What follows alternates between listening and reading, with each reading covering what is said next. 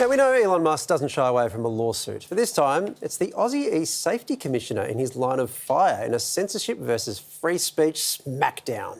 The tech titan's decision to take legal action against the Australian government all started with a post made by a Canadian man known online as Billboard Chris. I'm Billboard Chris, and I'm on a mission to end what I consider to be child abuse all across the world, the business of trying to change the sex of children. Chris took to social media platform X in February, slamming the appointment of Aussie trans activist Teddy Cook to a WHO panel that will draft policies for trans and gender-diverse people. Chris was accused of misgendering Teddy in his post and making other disparaging remarks, inferring trans people belong in psychiatric wards. I am offended because I am transgender. I have feelings. I'm a human being. This behaviour and this sort of discrimination, because it is discrimination, needs to stop. After it was widely circulated online, last month the Australian E-Safety Commissioner issued a takedown notice, threatening a fine of up to almost $800,000.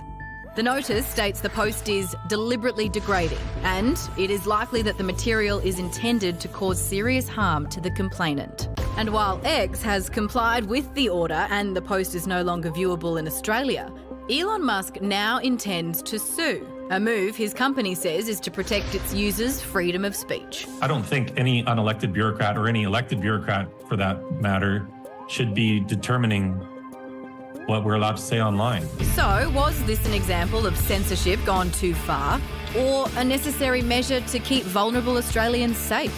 There was no incitement to violence or anything like that. This is just my opinion, and I'm entitled to it. While I believe that everyone is entitled to an opinion, I believe that everyone is also entitled to live with dignity.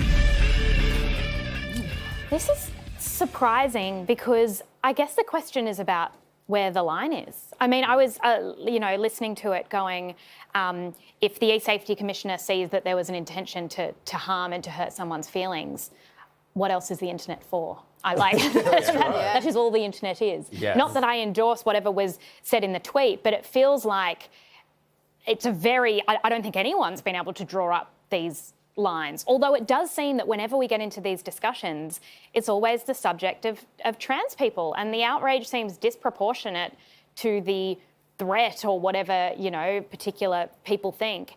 It just seems very bizarre that this is what we keep getting dragged into when we talk about freedom of speech, when there are other topics in the world. The online abuse directed towards the trans community, I think, is out of control. It's only getting worse. However, I do find this perplexing in just censoring this one and putting all of this effort on this one particular tweet from the E-Safety Commissioner. I don't get it at all. I don't get anything about this. I don't get how Elon Musk plans to sue.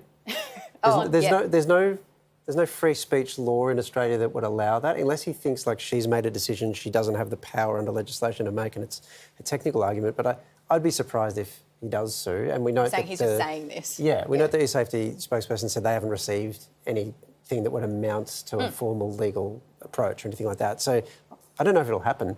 But yes, the point you make, do we want the government, and let's just call the e-safety commissioner the government for this conversation, do we want the government scanning X and picking out individual tweets that it doesn't like? Because for one person, what's seen as harassment or abuse is another person's free speech or another person's political or personal opinion. And that line, I don't think anyone's been able to... No, there are clear lines around incitement of violence and things like that, and that would be... But there would be other legislation to deal with that anyway, I think.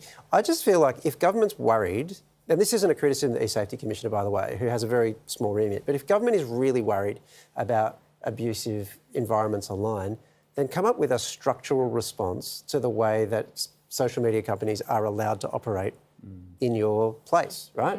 Whether it be the filters that they are required to use or the way their algorithms work or something like that.